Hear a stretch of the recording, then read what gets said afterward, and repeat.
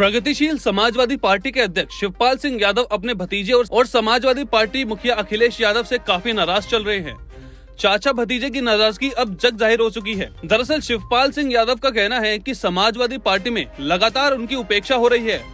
शिवपाल ये भी कहते हैं कि अगर समाजवादी पार्टी के मुखिया अखिलेश सबको साथ लेकर चलते तो 2022 के विधानसभा चुनाव में बीजेपी को आसानी से सत्ता से हटाया जा सकता है, लेकिन विनाश काले विपरीत बुद्धि।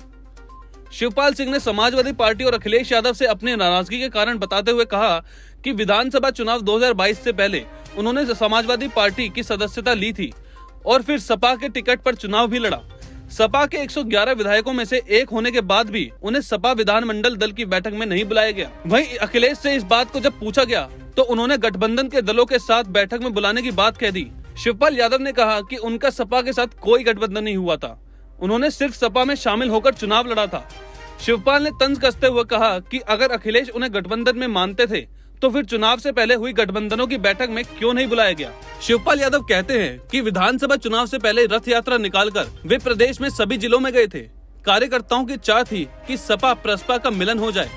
अखिलेश को भी नेता मान लिया गया था, लेकिन सपा में मुलायम सिंह यादव और आजम खान के बाद सबसे वरिष्ठ नेता वे ही थे, लेकिन उनका उपयोग चुनाव में नहीं किया गया। उन्हें स्टार प्रचारकों में भी शामिल नहीं किया गया था। पार्टी में कोई जिम्मेदारी नहीं दी गई।